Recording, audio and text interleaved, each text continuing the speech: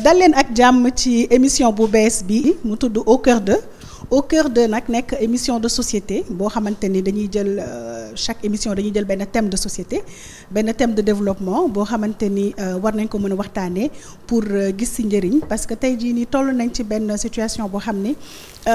changement de comportement daf ko laaj tey Sénégal laaj nañu changer comportement yi pour mën a vraiment vivre mieux. tey dinañ waxtaanee ci thème yu bëri ay thèmes de société mais tey dañuy démarrer par la surexposition aux écrans mu nekk benn véritable problème public boo xamante ni moom la ñuy dund parce que écran yi sonal nañu on est esclave de ces écrans là ñu nekk xale ñu nekk mag ñu nekk ndaw donc tey jii dinañu waxtaan ci loolu xool yan safaan la am ak yan avantage la am pour ñu mën ko utiliser vraiment de la meilleure des manières ba pare ñu delluwaat ci vie en société boobu noonu nga xamante ni moom la ñu xamee Sénégal moom la ñu xamee Sénégalais.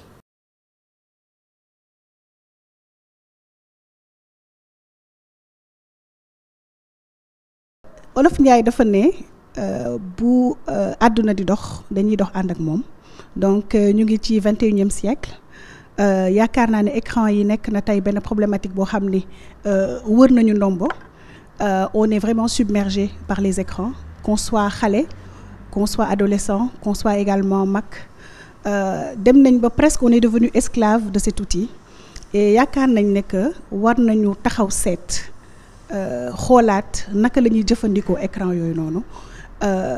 yan solution la ñu mën a proposer pour que tey ñu mën a continuer di ko jëfandikoo ndax am na lu baax am na tamit loo xamante ni war nañ ko mën a seetaat peut-être pour améliorer notre quotidien et bañati nekk esclave parce que xam nañ ne quand on est esclave on a du mal à s'affranchir ñu xool naka la ñuy def tey ba am ay solutions yoo xam ne dañu permettre ñu affranchir de cet outil et l'utiliser comme ni nga xamante ni noonu la waree.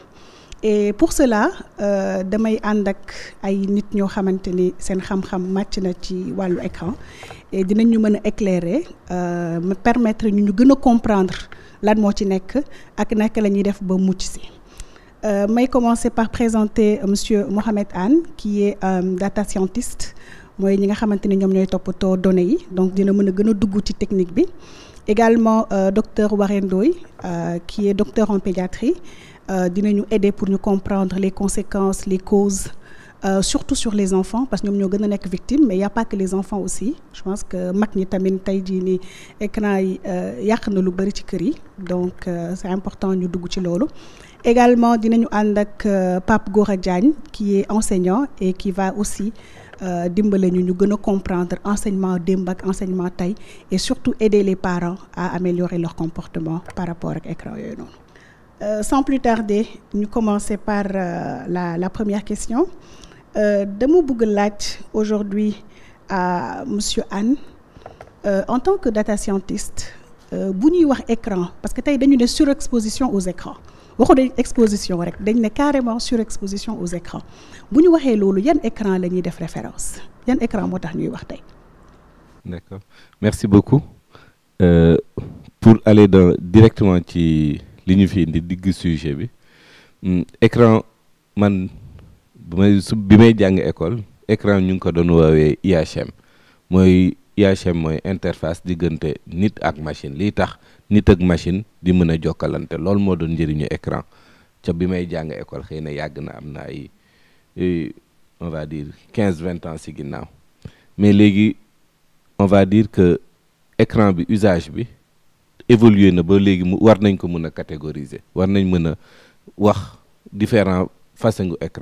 écran d'abord bu ñuy wax écran lu suñu maam yi xam ñun bi ñu judd luñ fi fekk écran boo xam ne da ngay consommer mooy télé mooy écran boo xam ne du yow yaay interagir lu mu lay proposer rek ngay consommer loolu mooy on va dire premier xeetu écran bi ñu fi fekkoon après loolu nag beneen xeet bu bees dugg na mooy écran boo xam ni day demander interaction doo ñëw rek toog consommer lu mu lay jox yow yaay da ngay wax ak moom mu lay tontu loolu mooy on va dire deuxième xeetu écran bi ñëw bi indi ngandam changement bi et ci biir deuxième xeetu écran boobu nag li si ëpp yow machine nga doon waxal machine di la tontu machine bi lii laa bëgg mu tontu la lee laa bëgg mu tontu la lee. premier écran bi écran boo xam ne dañuy consommer on va dire à l'origine du xeetu télé yu bees yi xew yi smartphone lii feeñ ci télé bi ñëpp ci bokk yam amul télé bi du changer parce que diw ak boo toog ci kanamam heure programme yi c'est fixe lii daw ñëpp a koy seetaan ñëpp a yam loolu mooy écran on va dire télé on va dire ancien modèle yi yoo xam ne les gens sont consommateurs d'abord après loolu y a deuxième écran yi ma wax mooy écran yoo xam ne machine a nekk ci ginnaaw boobu nag su ñuy wax moom mooy façon écran bu dominer léegi parce que ngay dem ci jëndi hamburger ngay dem station ngay dem foo dugg sa choix loolu la ñuy woowee monde digitalisation li ngay tànnee li nga bëgg ci écran nga koy def aéroport sooy enregistrer sa billet lépp dañuy am tendance léegi ci écran lay jaar loolu mooy écran deuxième xeetu écran bi machine boobu nag mooy bi gën a tasaaroo parce que léegi nee nañ comme ni ñu koy waxee ñu ngi ci jamonoy internet of things mooy monde des objets mooy lépp lu ci mbébét bi nit ñi am mooy lépp lu am mu doon lu connecté buntu kër yi connecté congélateur yi connecté serrure yi connecté sonnerie yeeg téléphone yeeg lépp dafa war a connecté internet pour ñu yegg ci lu tubaab yi mébét bi ñu am mooy li ñu amoon tamit Sénégal ak projet Akon bi mooy lu ñuy woowee smart city mooy loo xam ni lépp ay connecté et day marcher de manière intelligente donc lépp lu connecté nag pour nga wax ak moom faaw nga am interface et interface boobu mooy écran bi bon écran boobu di jóge ci machine yi mun nañ ni gën na ngande parce que suñuy wax objectif bi c'est que lépp doon lu connecté ay jamono suñuy dugg ci oto amul woon écran mais léegi oto bu amul écran amatul donc bu ñuy wax deuxième xeetu écran bi mooy bu gën a mag bi mooy boo xam ni machine a nekk ci ginnaaw léegi dernier écran bi nag mooy bi ma waxoon mooy smartphone yi surtout smartphone connecté ak on va dire ordinateur yi mooy bi lay ubbil bi lay booleeg yow ak sa yeneen naataangoo bi lay boole nit ak nit boobu mooy beneen xeetu écran mais suñuy lim ñetti écran yëpp bi ëpp doole dañuy ni smartphone moom la ñuy woowee 6e doigt mooy écran boo xam ni suñ ko doon wax en terme de pàccoloo dinañ ni ñett yoo jël ñaari écran yi smartphone la dem nañ ba àdduna bi fii ñu toll téléphone yi ñoo ëpp nit yi donc ñetteel écran bi loolu boobu la mooy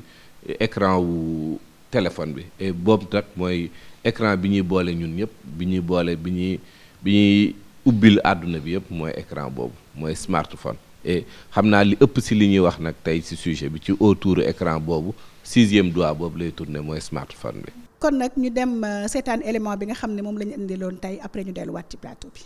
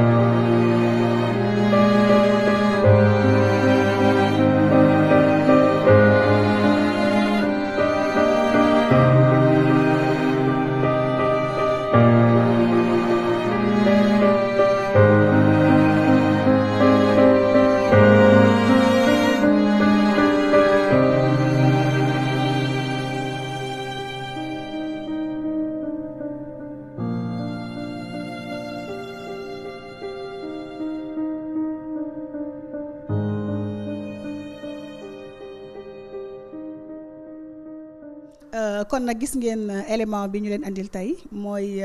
naka la ñuy vivre tey sur exposition boobu aux écrans gis ngeen ko ça n'a pas été tourné ailleurs qu'au Sénégal donc fii lañ ko tourné et ça n'a pas été très difficile donc moo ñuy wan tey naka la ñuy ban relation la ñu am ak écran yi ak naka la ñu war a mën a toogee defaat taxaw seet et xool naka la ñuy améliorer suñu utilisation yi face à l'écran. Monsieur Anne tey est-ce que lan nga gis ci vidéo bi nga xam ne moom lañ andi woon tey. waaw day wane doole bi téléphone yi am li ma doon woowee 6e doigt bi baaraam bu bees bu juddu ci loxo nit ñi gis nañ ko nu muy naanee xelu nit ñi gis nañ fi ñu waaj a mbëkk oto di waaj a mbëkk ñu wéeru ci oto jàmbur donc élément bi day wane vraiment naka la téléphone bi naanee suñu xel naka la ñun ñëpp duggee ci biir ba xaw nañu suñuy wax tuuti teqaleeg suñu sago et que fépp fu ñu toog lu béréb bi lu mu rafet gis nañ ñu toog wetu géej talatuñu béréb bi ñu ngi tal naka la suñu téléphone mënee jël endroit bi garder loolu pour ñu wan ko suñuy ñooñ donc lii vraiment day wan ni que taxaw seetlu jot na et que tamit seetlu même en termes de chiffres ñaata accident la téléphone yi indi ñaata nit ñoo perte ay bakkat ndax téléphone donc élément bi vraiment wane na fu problème bi toll ci société sénégalaise bi. Le voir dañuy gis élément bi quand même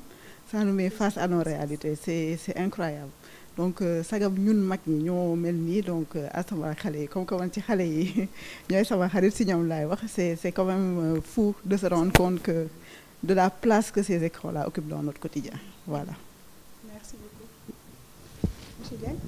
waaw man de élément bi suivre naa ko li ma gis rek dafa mel ni ñun on est prisonnier daal en fait parce que li may gis ci élément bi loolu laa gis ci koñ yi te loolu laa gis aussi ci fépp da nga gis ñoo xam ne sax amuñu internet seen kër il suffit que même ci mbedd mi yaral leen ñu dem toog ci mbedd mi kër goo xam ne am connexion fexe ba am seen code toog fa bonu kër gi sax dina tëdd gis naa fee inconvénients yoo xam ne yu bëri yoo xam ne daal dafa mel ni daal ñun dañuy nekk ci prison maanaam ñoo xam ne daal affaire bi daal ëmb nañu quoi bon man noonu laa ko gisee bon vraiment waaw laa ko gisee waaw doy na waar daal doy na waar trop. doy na waar ëpp na tool comme on dit kon nag 6e doigt baa ngi noonu nañu xool tey naka la ñuy def ba mu bañ a nekk 6e doigt wala mu nekk 6e doigt boo xam ne njëriñ rek la ñu mën a apporter incha allah. donc on a 5 doigts benn loxo donc 6e doigt bu ñëwee yaakaar naa ne mooy dafa bokk ci ñun docteur Waré dañu ne exposition maanaam ñu ngi jokkonteeg écran yi comme monsieur Anne li mu wax écran yi tey daf ñu wër donc on peut plus s'en passer maintenant bu ñu waree wax tey surexposition.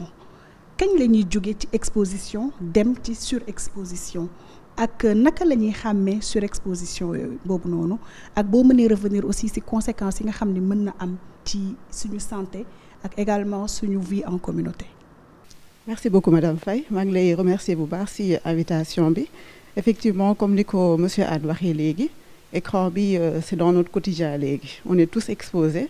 et ça se ressent aussi ci xale yi parce que xale yi ñoom tamit. léegi bu ñu juddoo rek peut-être pour les calmer wala dara dañ leen di jox écran yi donc exposition bi ça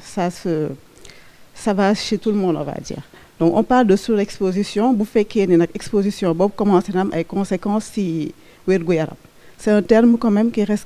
reste difficile à définir parce que ça dépend de beaucoup de choses ça dépend de l'environnement de cet enfant ça dépend du type d'écran comme ni ko monsieur Anne waxee léegi parce que un écran qui est passif comme la télévision, c'est différent d'un écran qui est plus actif où l'enfant peut interagir, comme les smartphones ou comme une tablette. Donc, en fonction de ban la ñuy utiliser, conséquences yi mën a am bëri na te dina wute également. Donc, pour revenir un peu aux conséquences, chez les plus petits, on peut retrouver plusieurs signes effectivement, comme un retard de langage, parce que da ngay gis xale yoo xam ne seen wax dafay yeex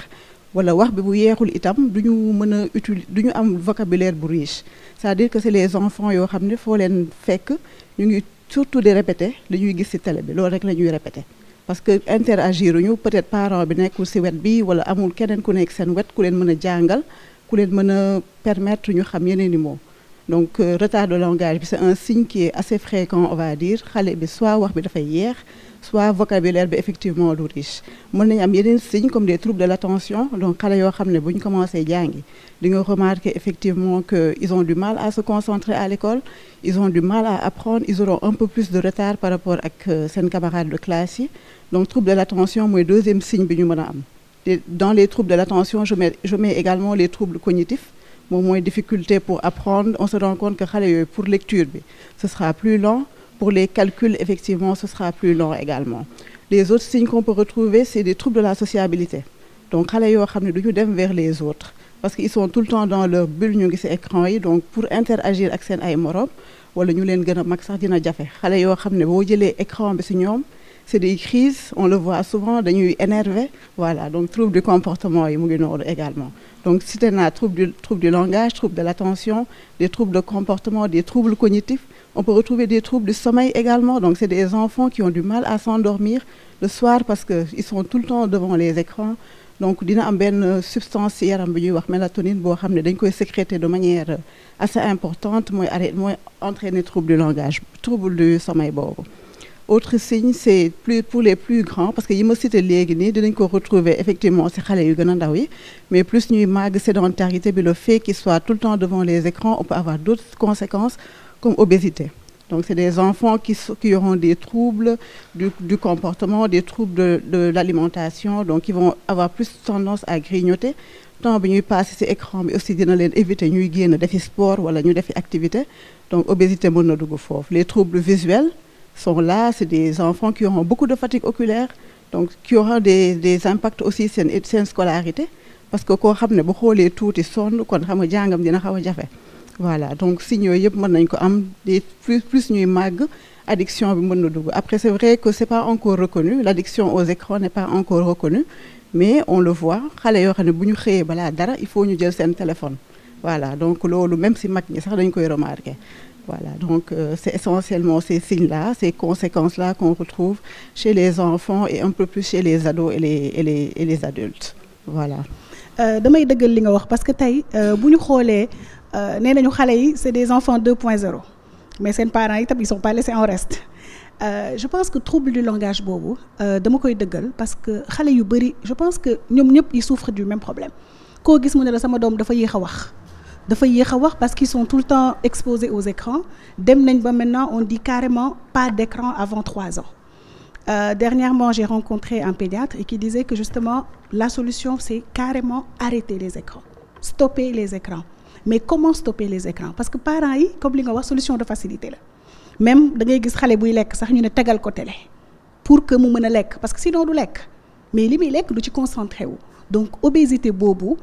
parce que xale yi ils mangent les mêmes choses quelquefois ils mangent des choses yoo xamante ni c'est gras et après ils ne bougent pas duñu bouger et am na quelquefois aussi le problème de la diversification alimentaire parce que société c'est les mêmes choses qu'ils mangent tout le temps trouble du langage quelquefois ils sont exposés à plusieurs dessins animés yuy làkk yu bari donc tey am na ay dessins animés yoo xam ne su ma ko citer peut-être publicité lay nekk mais ils regardent tous les mêmes contenus quelquefois c'est en espagnol quelquefois c'est en indien quelquefois c'est dans plusieurs langues et ça day tax xale bi day làkk benn làkk boo xam ne il n'existe pas et quelquefois on taquine les mamans en disant que seen yaay rek ñoo mën a décoder li ñuy wax mais effectivement ce qu'il dit c'est dans un monde virtuel que ça existe parce que dañuy jaxasoo entre plusieurs langues xale bi su demee dessin animé bi dégg fa làkk yu bari mu dem école ñu làkk ko français mu ñëw ci kër gi ñu làkk wolof donc après l'enfant est perdu l'enfant est complètement perdu maintenant ce qui nous amène à demander à monsieur Diagne en tant qu'enseignant naka nga apprécier éducation avant ak éducation maintenant xale yi tey surexposition boobu naka lañ koy gisee ci école bi est-ce que day wàññi seen performance comme li docteur Waré wax seen attention comment est-ce que aujourd'hui ça se manifeste dans la vie réelle à l'école? Je sais que dans le milieu scolaire, comme vous le savez, c'est par niveau. Bon, on a plusieurs niveaux, la toute petite section, la moyenne, la grande section, jusqu'au primaire, jusqu'en terminale. Bon, si je me analyse ce contexte, damay xool ni ci niveau préscolaire, dafa am même excusez-moi même au niveau élémentaire dafa am ay avantages dafa am ay inconvénients yu bari inconvénients yi moom nga gën a mën a situer que avantages yi lu tax parce que foofu dafay am loo xam ne dafay susciter ci xale yi nga xam ne par exemple ñi ngi à la moyenne section ou bien à la grande section ou bien au primaire etc. Et généralement ce sont des enfants yoo xam ni boo koy xool sur le plan même résultat scolaire ou bien sur le plan ci yenn évaluation yi da nga koy gis ci ñoom seen comportement et je me dis que ni des fois est-ce que ce n'est pas l'effet des écrans qui fait que aujourd'hui ñuy constater le plus souvent ay xale man sama xalaat bopp la ay xale yoo xam ni dès le bas âge c'est des nu ñuy tuddee les enfants autistes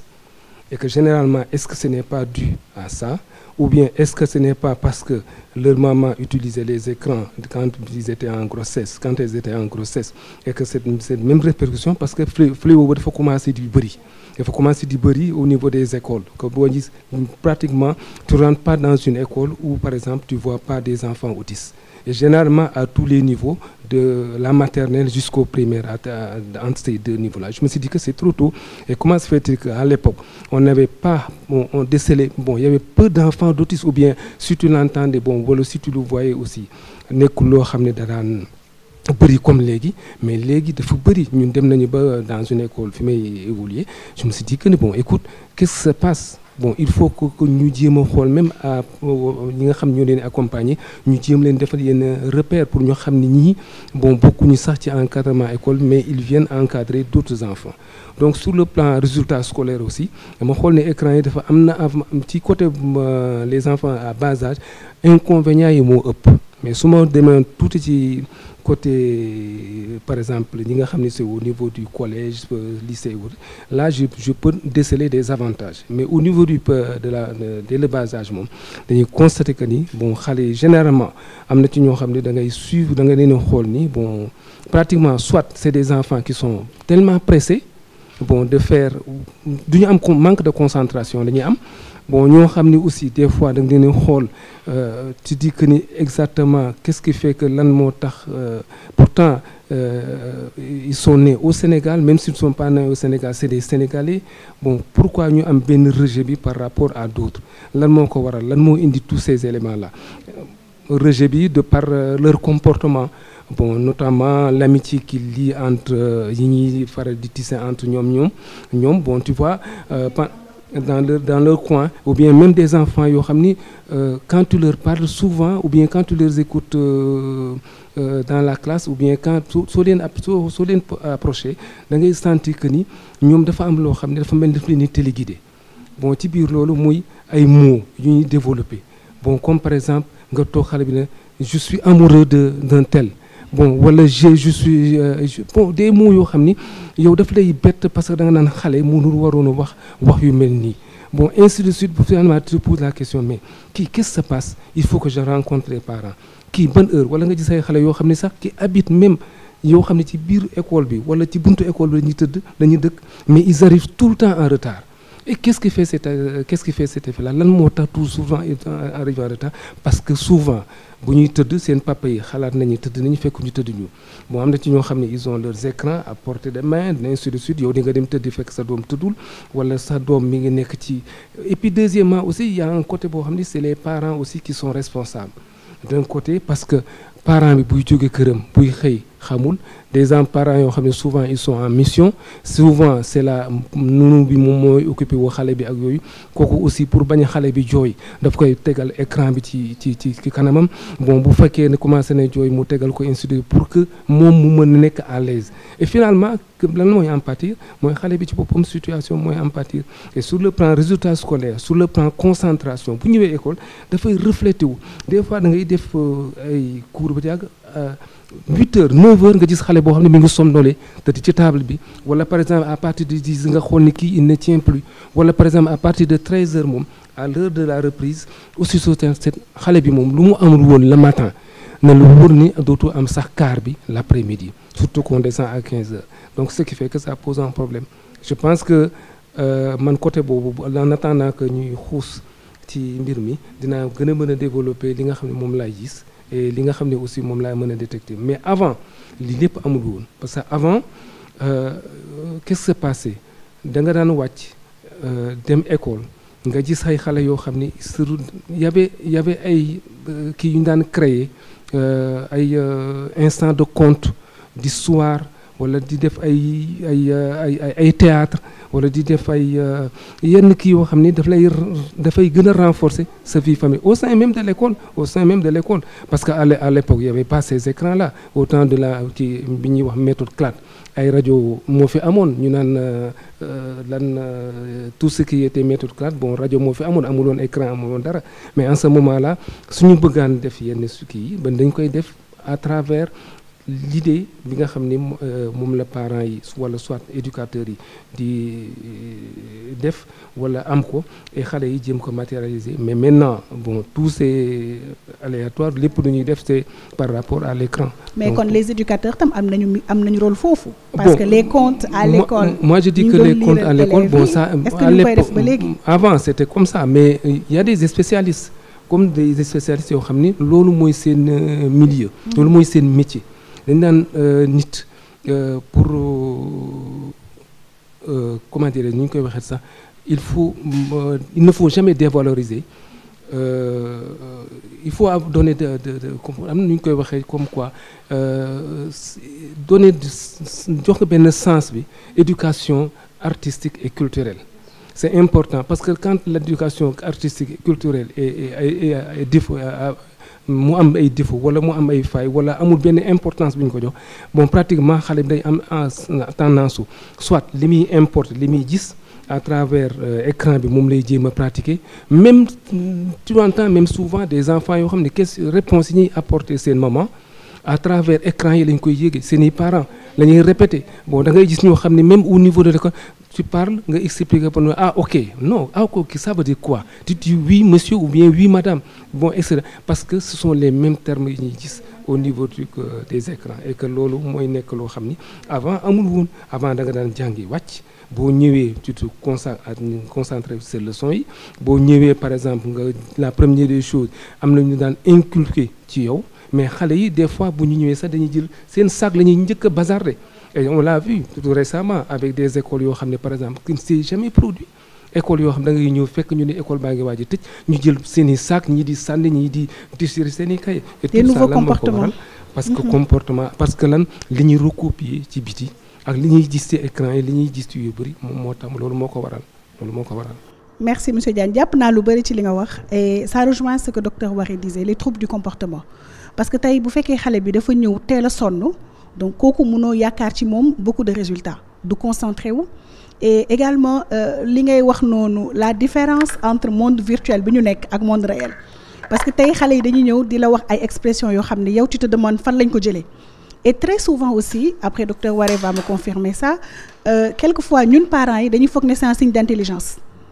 xool xale bi li mu wax alors que li mu wax c'est pas de son âge amaana sax comprendrewul sensu loolu noonu mu wax donc loolu mooy différence bi entre le monde réel ak le monde virtuel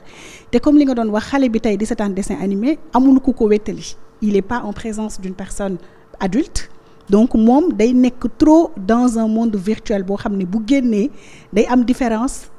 pour s'adapter au monde réel et troisième chose le syndrome de l'autisme boobu ngay wax après aussi docteur Waré va me confirmer ça mais autisme c'est une réelle maladie je pense que si tout va bien on devra faire une émission sur ça mais man je raconte une expérience boo xam ne je l'ai vécue avec un enfant qui ne parlait pas du tout jusqu'à 3 ans et il a fallu que le pédiatre dise pas d'écran plus d'écran au moins pendant 3 mois et après on va voir ce que ça va donner mais lan la tuddee li mu doon def noonu maanaam même turam il ne répond pas quand tu l'appelles du tontu par contre il rechante à merveille les dessins animés il fait les mêmes mimiques les mêmes gestes à la limite comme une marionnette donc il répète ça mais boo ko laajee turam wala nga bëgg waxtaan ak moom impossible il te répond même pas mais il a fallu que ñu stopper net les écrans pour que il recommence à se reconnecter au monde réel maintenant xam na nu mu tudd parce que tu en viens même à te demander ndax xam na turam et le pédiatre je me rappelle avait dit que l'enfant est en train de développer le syndrome du pseudo-autisme maanaam dafa mel ni autisme mais du autisme et donc ça montre xale yi li ñuy wax bu ñu demee ils sont à l'écart n'est-ce pas loolu nga wax monsieur Diagne dañuy solitaire dañuy am du mal à se sociabiliser nekk entre ñoom foo entre ñoom parce que ku ci nekk tàmmuloo ko mais aussi les parents c'est vrai que tàmm nañ solution de facilité parce que xale bi soo ko joxee écran daf lay may jàmm tu peux parler au téléphone tu peux faire ce que tu veux tu peux cuisiner daf lay may jàmm daal en quelque sorte les jànq yi tam pareil j'entendais quelqu'un qui disait les écrans remplacent les babysitters mais c'est la réalité mais est-ce que aussi notre manière de vivre le fait que ñu nekk ay famille nucléaire papa yaay doom dans une maison quelquefois les grands-parents ne sont pas là il y a pas d'oncle il y a pas tante il y a rien donc que les écrans pour stopper net beaucoup de choses xale yi moom la ñuy wéttalikoo moom la ñuy defee donc c'est vraiment un problème assez large où il faut prendre en compte plusieurs paramètres. Maintenant, docteur Wareck, si vous pouvez juste revenir sur le pseudo-autisme là dont on parle et la déconnexion entre le monde réel et le monde virtuel. Oui, effectivement, Madame Faye, je vais peut-être rebondir avant sur quelque chose que vous venez de dire. Je pense que pendant plusieurs temps, on a, à tort, en fait, on a pensé que effectivement ces écrans-là rendaient les enfants plus intelligents. On l'a vraiment pensé, mais on se rend compte que léegi de plus en plus xale yi au contraire dañuy topp télé yi dañuy répéter loolu xale boo xam ne sax boo ko joxee téléphone mu ne tekk loolu daf ñu war a tiital parce que xale def nekkul pour ne tekk xale dafa war a wax dafa war a interagir dafa war a noonu lay jàngee loolu mooy permettre mu développer wu sur le plan psychomoteur comme on dit. Donc fekkee ne xale bi da nga ko jox téléphone mu ne tekk yow war nga poser wu ay questions. Et on se rend compte que tamit de plus en plus si famille on va dire les plus aisés wala ñi am moyen ñoo xam ne ñoom ñooy plus jox téléphone seen doom bi parce que jàppoon nañ ne loolu da koy permettre mu gën a muus parce que xale bi mu ngi làkk anglais nga jàpp ne muus la mais après yeneen problème la koy indil mooy comme li ngay wax sànq dina jekk saa di làkk loo xam ne kenn xamu ko au final voilà. Donc pour revenir un peu si trouble autistique yi effectivement c'est les mêmes signes yi ngay retrouver xale bu exposé aux écrans ak xale bu am autisme même signes yi parce que mooy repli sur soi boobu ñuy wax xale boo xam ne soo ko woowee turam sax du la faale voilà donc c'est des troubles autistiques a priori que cet enfant là a mais plus ñuy boo ko dindee écran yi tu vois que changement am na alors que autisme c'est une maladie boo xam ne duñ ko faj xale bi dina ko dundaale peut-être que dinañ peut-être améliorer ko sur le plan langage sur le plan social et tout mën nañ ko améliorer mais c'est une maladie qui est là boo xam ne kenn mënu ko faj alors que le xale bu exposé aux écrans bu am carence environnementale parce que c'est de ça qu'il s'agit puisque dès qu'on enlève les écrans da ngay gis changement bi nu mu incroyable loolu c'est incroyable changement bu radical ngay am donc ça veut dire que xale yooyu soxla nañ juste ku leen di accompagner ku leen di gunge voilà nga jàngal leen ba ñoom tamit ñu mën a évoluer normalement voilà. Merci beaucoup am na solo ñu dem direct ci on va s'intéresser maintenant à contenu yooyu parce que tey am na ay parents yoo xam ne dañu jëndal sax carrément seen doom yi ay smartphone ay téléphone ay tablette 3 ans anniversaire 3 ans ñu jëndal la tablette maintenant transition oblige ñu laaj monsieur Anne en tant que technicien production de contenu boobu naka lay demee naka la ñuy def ba nga xam ni yow mi nekk ci écran yi di seetaan benn affaire soo seetee boo seetaanee benn vidéo ba pare dañ lay proposer waat yeneen vidéo yu niroog vidéo boobu nga seetaan moom la ñuy wax les vidéos similaires et amul âge vidéo boo seetaan ñu proposer beneen loolu mooy indi surexposition boobu mooy tax nga exposer plus longtemps comme on dit ci nii xam nañu sëy tas nañu xale yi mënatuñu wax donc ça touche tout le monde profilage boobu naka lay demee naka la ñuy def ba di proposer les mêmes contenus ba scotcher nit ki autant de temps sur l'écran. Avant de répondre question bi j'aimerais aussi comme li ma la wax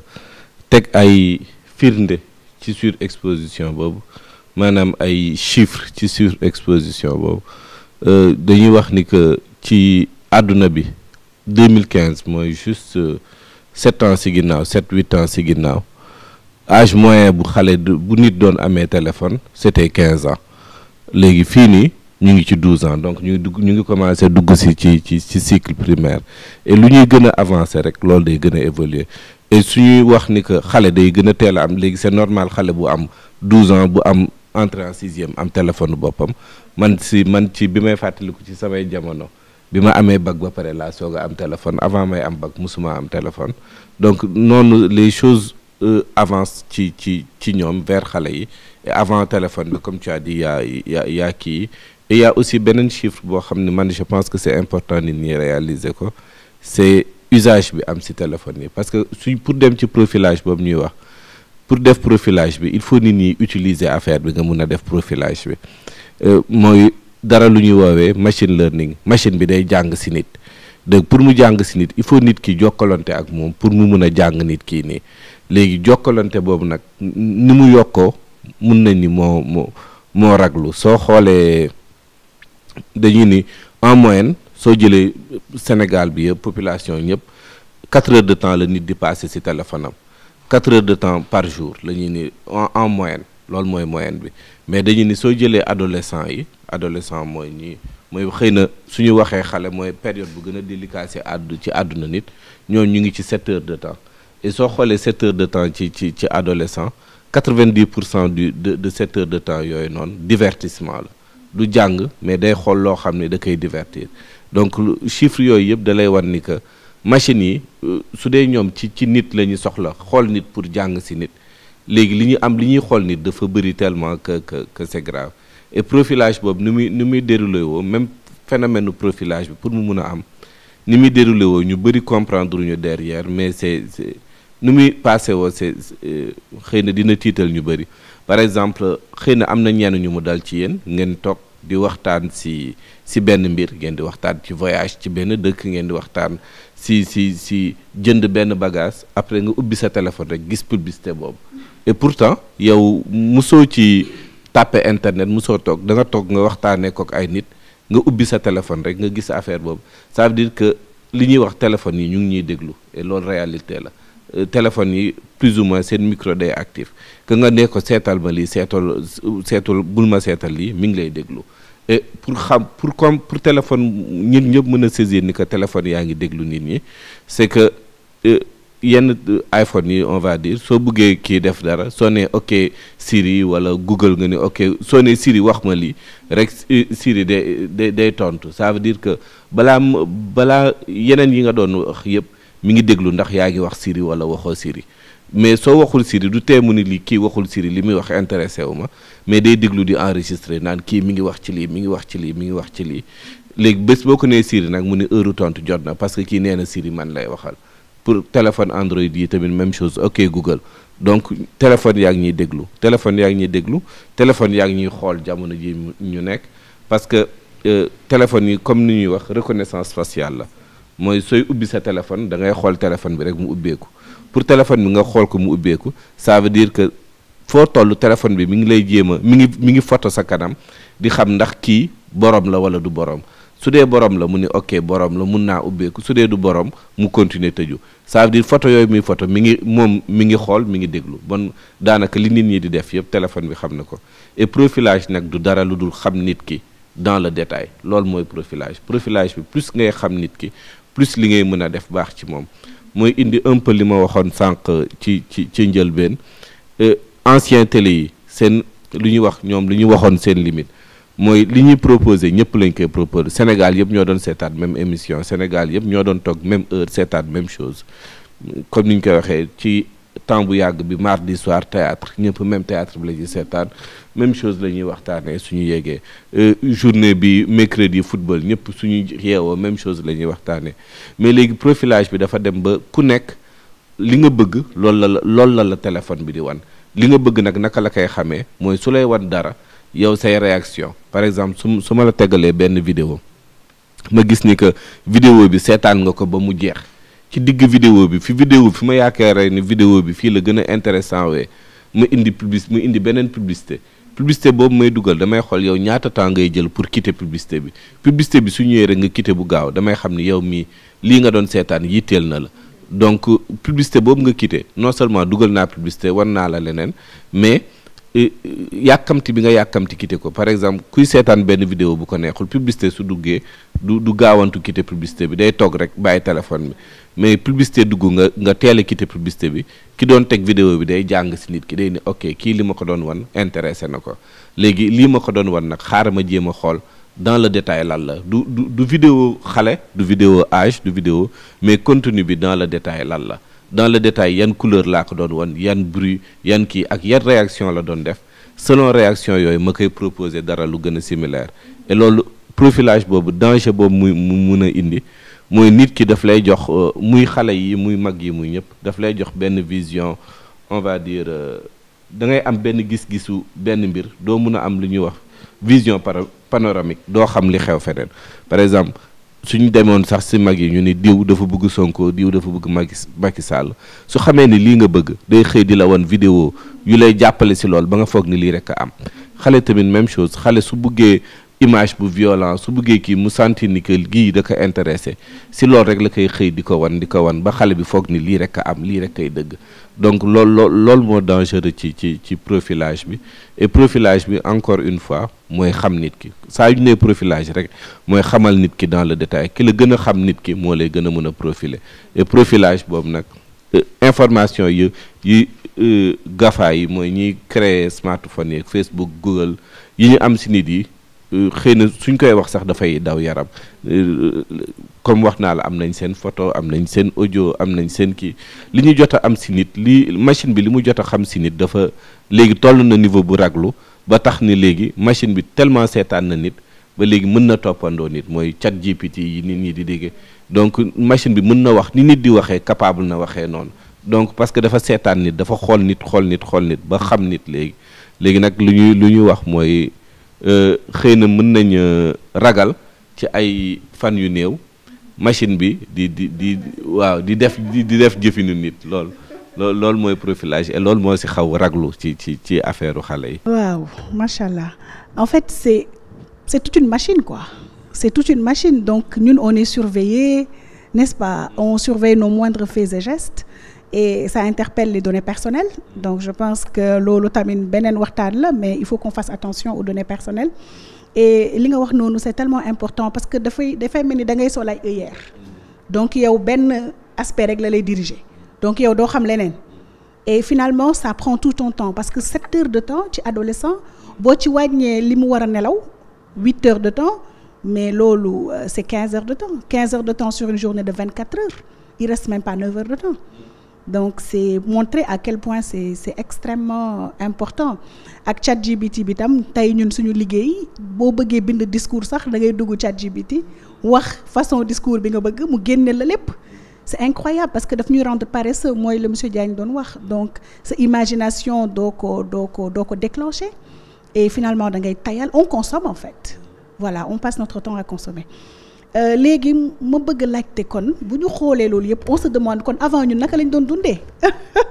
est-ce que nos parents étaient des extraterrestres comment ils vivaient sans les écrans aujourd'hui est-ce qu'on peut parvenir à vivre sans les écrans ou à les diminuer on va commencer par monsieur Diagne pour xool un peu déjà ñu brosser ñu rapidement comment on vivait sans les écrans à l'école wax nga ni nu mu mel mais à la maison comment nos parents se comportaient ak aussi naka lañ mën a def ba réduire écran yi tey pour mën a arriver à une sociabilisation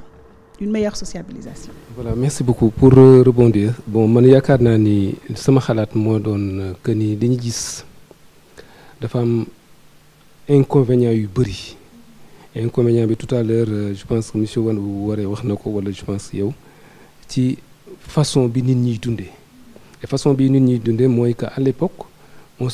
c'était des maisons maintenant c'est des appartements et appartements yi maintenant bon mooy loolu nunu bi am na droit ci participer ci éducation xale bi parent bi ak ñi nga xam ne par exemple muy ñaari parents yi alors ban moo ci rendre positif bon ci ñetti apport yooyu yëpp bon ça dépend parents yi moom c'est tout ce qui est positif moom la ñuy seet moom la ñuy wër mais mën ngay chercher lu positif toujours pour sa doom alors qu'en réalité heure boo dëddee dem rek nunu bi indi loo xam ne moom la nga tegoon teggi na ko et loolu li ko indi mooy problème appartement yi à l'époque lan moo amoon da nga daan gis à l'époque même sunu yaay yi bu ñu daan tukki daawuñu tëj seen buntu nekk c'était des grandes familles et xale yaa ngi noonu j'entendais souvent ça de ma tante ou bien de mes waa xale yaa ngi noonu man kat dem naa fu ngeen jëm ah nii sama mag nijaay diw tout de suite nijaay xale yi dama war a dem seeti diw waaye xale yaa ngi il peut faire une semaine du tëj néegam du tëj buntam du def dara et ñi nga xam ne ñoo nekk ci kër gi muy wujj muy nijaay muy rakko papa tout ça dañuy daan am benn apport ci xale bi ci point de vue xale bi ndax heure bi ko yaayam daan sang bi nga koy sang heure bi ñu daan lekk mi ngi lekk xale bi est-ce que bu jooyee diw lu muy jooy noonu lu xew kan moo ko dóor dañ daan intervenir donc tout le temps il y avait quelqu'un à la maison boo xam day wax et que souvent da daan apporter lu bëri de positif ci famille yi mais maintenant amatul maintenant man la yow suma jabar jeex na et pratiquement même au sein de ces familles da nga daan gis par exemple mu am problème am sa tonton muy jóg lijjanti ko régler ko te sa yaay du wuññeeku ni pip sa nijaay wala sa rakku papa wala sa wujju yaay sa daana ñëw fekk la ngay def mu duma la dóor la te sa yaay du wax benn mais léegi boo laalee xaar ñu ne may pourquoi et je pense que li am importance mooy ñun ñoo war a seet benn côté bi et loolu dañuy xool sax même ci côté éducation léegi koo laal doomam mu indi le problème et pourtant man je dis que man li ma contre man en tant que éducateur dama ni suma kër wala suma li ma bañ ci sumay doom mooy ku leen ni kekkantoo ba ñuy jooy waaye soo gisee muy def naka su dul noonu bu jaree dumal parce que man ngay rendre service mais su fekkee ne par exemple au sein des familles da ngay gis benn problème am nga ñëw di wax ak ni sa est-ce que yaa koy jox mu lekk est-ce que yaa koy def lii sama doom bu ko laalee te amoo droit donc ça pose un problème nga dem au niveau des écoles même problème enseignant bi amatul sax droit je dis bien waxuma dóor mais man fi ma nekk de amatoo droit di yuuxu ci kaw xale bi boo élever la voix automatiquement da ngay gis xale yoo xam dañuy dem ci directrice bi ne la mademoiselle bon maîtresse ou bien directrice un tel enseignant m'a fait ceci bon il m'a crié sur moi et cetera et tout de suite tu es rappelé à l'ordre parce que lan dañ ne lu tax nga yuuxu xale bi donc xale bu demee ba nga xam ne xool na ni moom am na ay garde-fou ñuy teg ci kanamam yoo xam ne kenn mënul franchir kenn mënul jot ci moom parce que mën na def lu ko neex te kenn du jot ci moom day def lu ko neex et à l'époque nag loolu moo amoon yoo xam ne par exemple ñun dañ ci daan dox et aujourd'hui je dis bien que ni facteurs yooyu mi ngi gën a accentué wu ci côté xale yi par rapport à l'école mais aussi xale yi par rapport à leur famille et je pense que responsabilité yi du ma ne c'est des responsabilités partagées mais dama naan bu dee responsabilité dañ leen 90% parents yi la parce que l'éducateur l'enseignant bon mënul def lu dul joxe benn savoir mais yow su fekkee ne yow par exemple ci biir savoir boobu gis nga loo xam ne sa doom bu ko doon def tey nga war a taxaw ni kii alors que boo ci taxawee am na noo xam ne yaayam tout de suite bu ñëwee la première chose bi ñuy def mooy te dire écoute tu n'as pas à lever ou bien à crier sur mon enfant ça pose problème et même sur le plan vestimentaire ça se pose parce que des parents yoo xam ne dem nañu ba nga xam ne paresseux boo xam ne ils s'occupent même plus de des problèmes vestimentaires de leurs enfants. Ce n'est pas que ne xale bi du sol xale bi mën na bañ a sol lu tilim mën na bañ a sol lu takk wala affaire yi mais war na chaque suba buy xëyee di dem école nga xool kii li mu sol muy góor muy jigéen mais des fois on a fait refouler des élèves wala sax même les amener au conseil d'éducation à la surveillance parce que le matin 8 heures bi ñuy pointé wu ci école bi la ñuy sol nekkul loo xam ni war na mën a répondre aux objectifs et quand une fois ça s'est passé le problème s'est posé qu'est-ce que c'est posé problème vestimentaire et que loolu li ko indi mooy que xale bi dafa gis loo xam dafa ko copier ci réseaux sociaux yi ci kii yi bëgg ko indi ci biir école bi mais tout de suite heureusement xale bi dañ ko gis rek stoppé ko yóbbu ko conseil d'éducation ñu woo parent bi à la minute ou bien aux minutes qui suivent parent bi mu ñëwee moom la mu sol mais sa waay bul xam mais c'était pire non seulement elle est venue en short parce que mais short bul xam coiffure bi mu def bul xam mais je me dis que ni mais short jean boo xam ne elle n'arrivait même pas non après donc tu te poses des questions comment se fait-il que yow enseignant bi ban création ngay am par rapport à cet enfant là donc ça veut dire que bon enseignement bi wala éducation bu njëkk wala bi ñu naan vivre sans écran yi man pour man moo ëppoon avantage bien vrai que nag am na avantage waaw am na avantage mais inconvénients yi bëri na trop mais nag inconvénients yooyu pour ñu contourner ko il faut que les parents se mettent derrière bul tëdd mukk te sa doom xooloo ndax est-ce que fay na smartphone wala jëlal smart par exemple chez moi je prends l'exemple de chez moi guddi bu jotee je prends tout et je mets dans ma chambre heure bi muy tëdd je sais que ne telle heure même bu ma tëddee du ma tëdd rek d'affilée ko mën naa teel a tëdd par exemple 11 heures wala minuit bon tëddugulee mais damay génnaat tant que chaque fois que je sors c'est pour voir est-ce que na ngeen ñii nan nañu toogee ci lan la ñuy nekk et ça me permettra de voir mais une fois mu heure bi jot téléphone je prends par rapport aux enfants yi nga xam ne ñoom ils sont de bas âge ñi amuy 12 ans 13 ans wala yooyu peut-être que mag ñi nga mënul defal loolu mais ñenn ñi il faut nga wax mag ñi mënul lu leen conscientiser à l'époque nag la amoon ak léegi dafa wuute. il faut montrer le bon exemple. c'est ça loolu laa jàpp ci li nga wax il faut montrer le bon exemple. éducation c'est pas seulement l'école c'est vrai que école am na ci kër ga am na fa société bi aussi lépp école la mais am na lu ñu tàmm di wax les parents ont démissionné les parents ont démissionné famille nucléaire yi tey man awma TikTok mais sama jànq am na TikTok donc xale bi tey day ñëw di la répéter ay affaires yoo xam ni boo ko ne foo ko gisee mu ne téléphone diw donc c'est ouvert bu ñu bëggee dessin animé bu ñu demee xale bi am 1 an même bu mënulee wax xàmmee na icône YouTube et cetera et cetera donc aujourd'hui docteur Waré comment montrer le bon exemple comment ñun parce que fléau bi dal xale yi moo dal seen parents itam tey jii nii boo jógee bureau ba ñëw lëf boo duggee di connecté wu pour xool li xew facilement tu peux y prendre beaucoup de temps après nga war a submerger war a toppatoo reer war a toppatoo xale yi ndax tëdd nañu c'est assez compliqué dernièrement j'ai participé à une rencontre parents d'élèves professeurs et je voyais justement le professeur qui disait à une jeune fille ndeysaan une petite fille tellement mignonne à peu près 7 ans mais il fallait voir sa tête effectivement tu vois que la tête n'a pas été peignée depuis je ne sais pas combien de temps mais moi je tire pas sur les parents parce que c'est pas évident c'est pas du tout évident parce que jamono bi ñu nekk allier vie professionnelle et vie familiale c'est très difficile aujourd'hui comment montrer le bon exemple face aux écrans parce que loolu moo ñu fi boole tey comment est-ce qu'on peut montrer le bon exemple est-ce que c'est possible de le montrer et comment effectivement c'est assez compliqué dina jafe trop parce que comme ni nga ko waxee da ngay xëy liggéey wàcc de temps ngay nekk ci activités yi c'est assez compliqué waaye je pense que il faut quand même ñu reconnecter wu ak xale yooyu parce que télévision par exemple damay jox exemple ça télé bu tàkk sax même xale bi ba ko seetaanul le fait que buy dégg bruit bi kese am na effet ci développement wam donc juste pour dire étendu que écran yi effet yu mu mën a am ci xale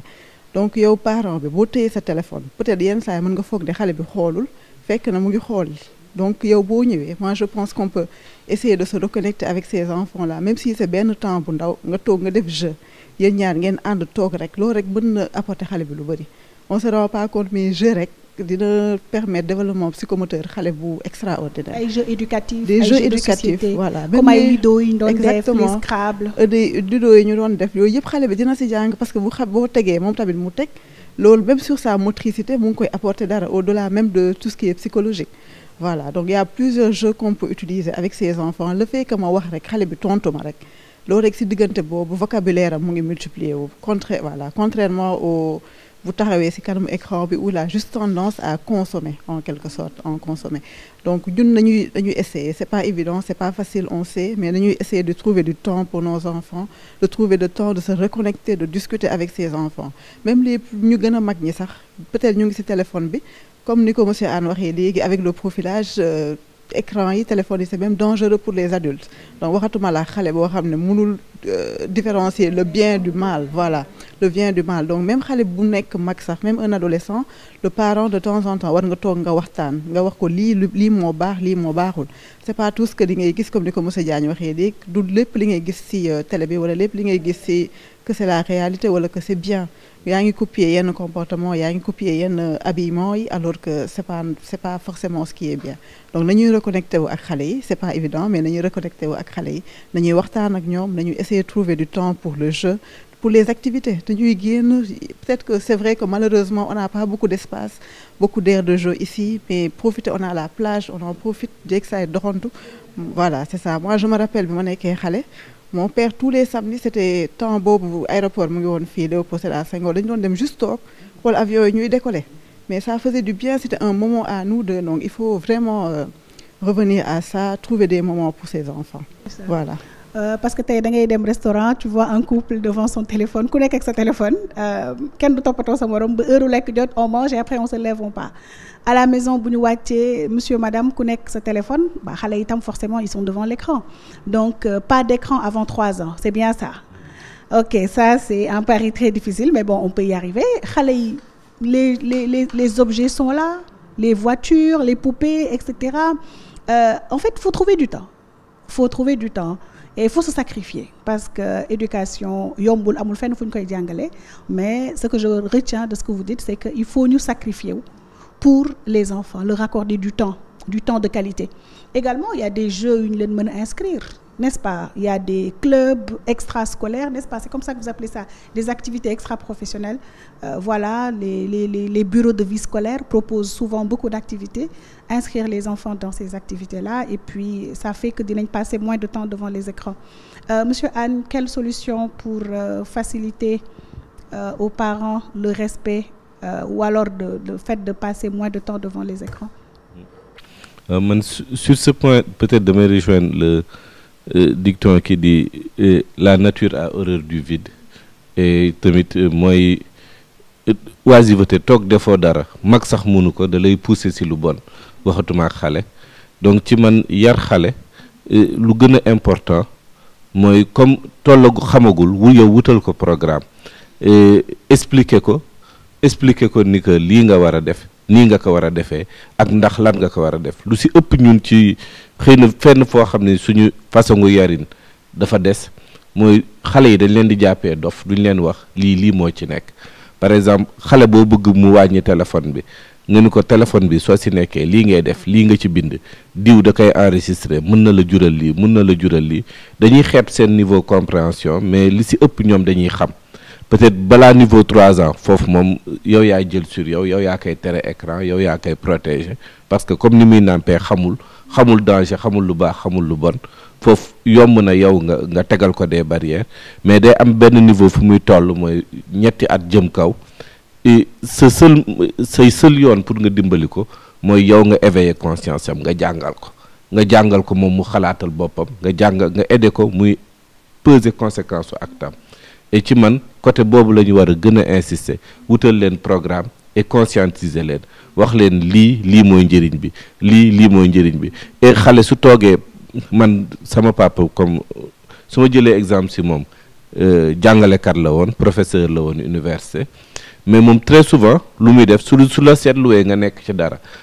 mun nga dem football yi mun nga nekk dara su la seetluwee nga nekk ci benn activité 3 heures wala 2 heures de temps sooy pare balaa heure aj bi juste suñ toogee di añ wala di reer da lay ni yow ngoon si yëpp seetlu naa si lii nga nekk nga ni ko waaw mun la si lii nga loolu nga nekk lan nga si jàng lu bees lan la ban njëriñ la amal toog waxtaan ak yow su seetloo ni que yow lii nga yow mi sa bopp sooy koy jéem a expliquer ci li nga nekkoon lan la ban njëriñ la amal loo doon def exactement so moom ci ni mu lay laajee ay question yow ci sa bopp da ngay poser da ngay xam ne lii ma nekkoon amul njëriñ bon nga ni benn la beneen yoon temps bii nga yàq defee ko lee nga wutalal sa bopp lu am njëriñ après nag yeneen fan yi bi lépp looy def da ngay dem mu nekk réflexe ci yow lépp looy def sa xel day ragal da ngay ni bés heure añ dina jot wala heure reer dina mën ni temps bii nga passé lii lan la jural lu bees lan nga jàng lu bees lan nga xam loo xamul woon lan nga dara rawee say morom ëllëg donc loolu noonu culture boobu noonu dañ ko war a am suñu diggante xale yi di waxtaan ak ñoom waxtaan yu ouvert et wutal leen programme xale mënul xam lu am njëriñ ci moom ak lu amul njëriñ ci moom mais da nga koy wutal programme wutal ko ay programme physique comme ñu ñuy wax ni fii nii gëm naa ni année bii passé gagné nañ Coupe d'Afrique mais dina ma jaaxal lool année suñu xale yi nii jamono yee di ñëw ñu gagné et peut-être li ñu gagné épreuve physique yu Sénégalais yi gagné xale yi ko gagné ñoom Sadio Mané ci àll bi la ñu jógee ci région yi ñoom c'est les gens les moins exposés les moins connectés ñoom ñoo jot a découvrir seen yaram ba xam njëriñ bu ñu am donc ñun il faut que ñu retourner à nos sources c'est très très important retourner à nos sources et wutal xale yi programme avant ñi lu bëri dañ doon wax dañuy bañ yaru mbedd xale bi su yàggee ci mbedd bi ñun la dee ko contrôler ci kër gi yaru mbedd baaxul mais léegi yaru kër mën nañ ni moo gën a dangereux sax yaru mbedd parce que li xew ci mbedd bi moo raw li nekk ci kër gi li xew ci kër gi mooy li nekk ci àdduna bi li ñëpp bañ loolu la ñuy exposer di ko promouvoir LGBT ak yooyu yu demee noonu donc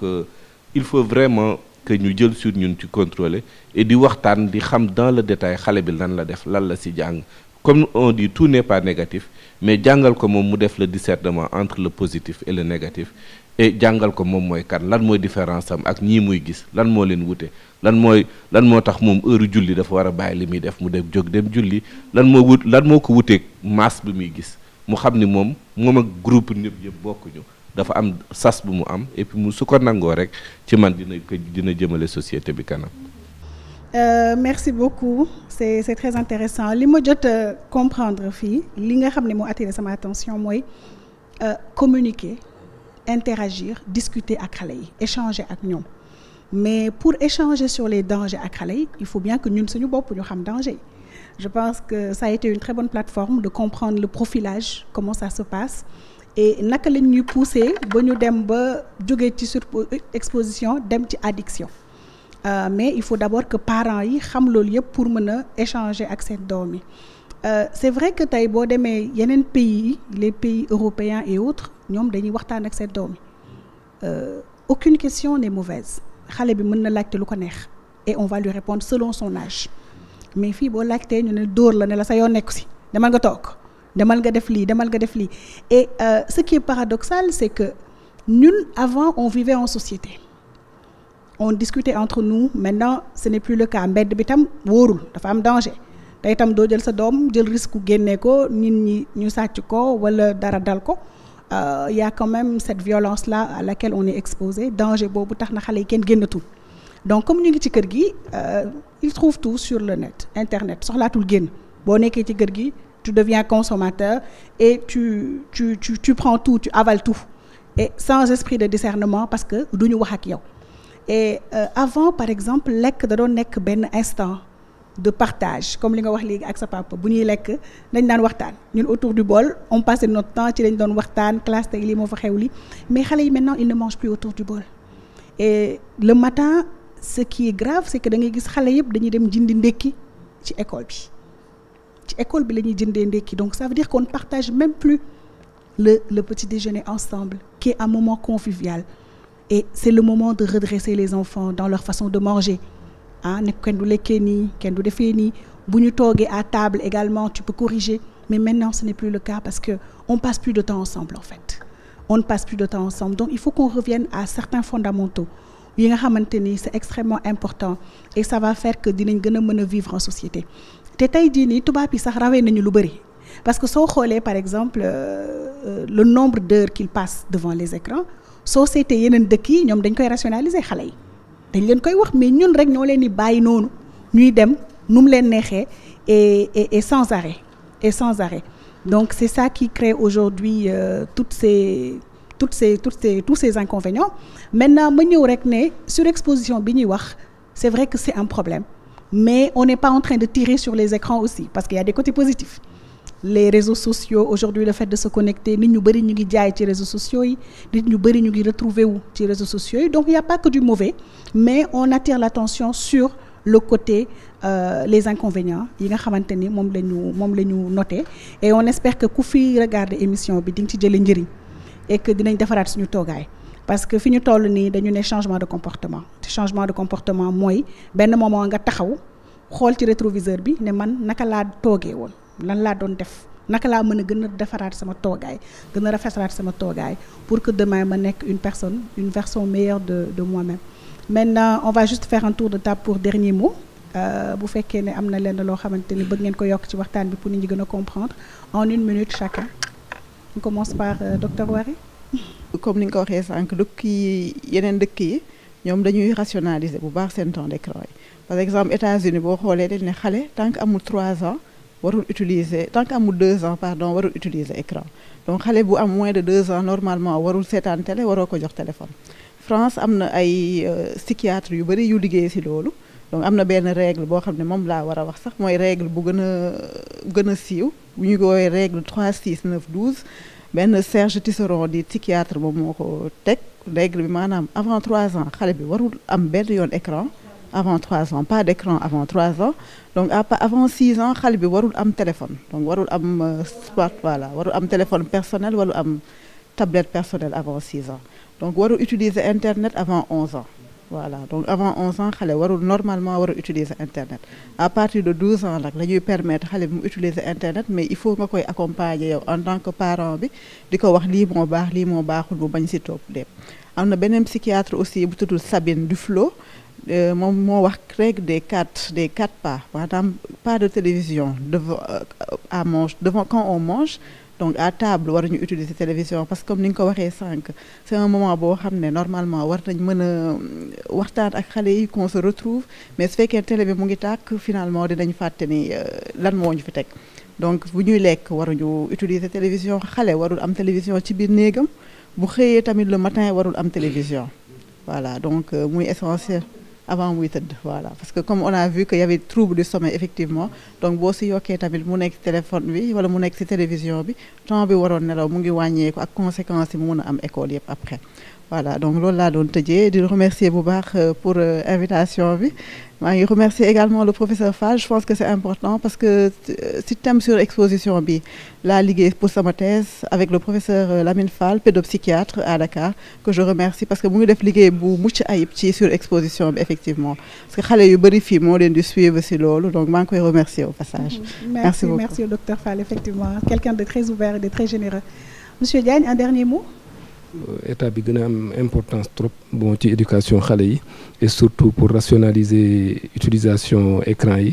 Deuxièmement aussi ku parent bu nekk percevoir ses responsabilités bon et ses devoirs tant que defuñu ko aussi on a beau faire bon des choses à l'école bon attirer l'attention et cetera bon mais aussi du mën a yóbbu fenn dara parce que loo def bu demee kër ga daan ni bon j'attends d'être chez moi. Un enfant mën nga récupérer téléphone am par exemple mi ngi école un élève bon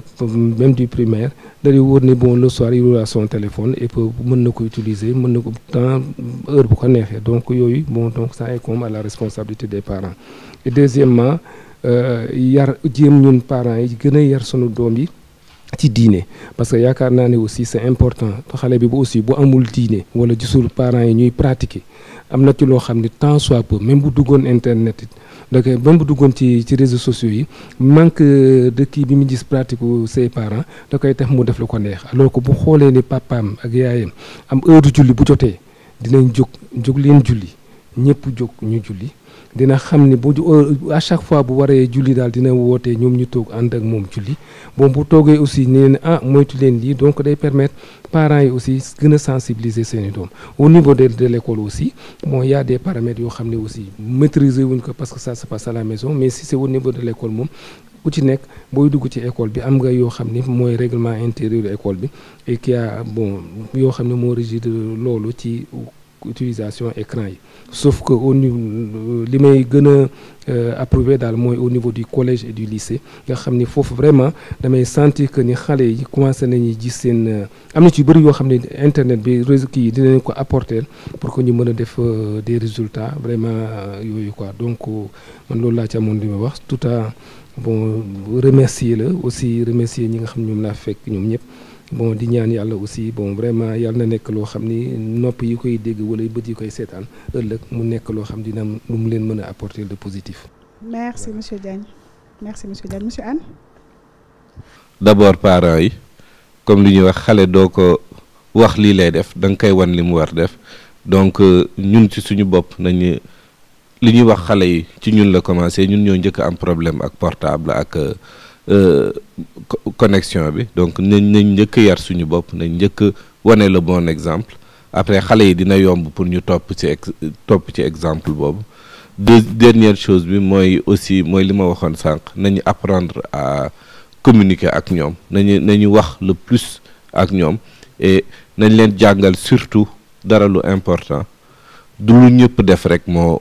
baax suivre majorité du très souvent lu gën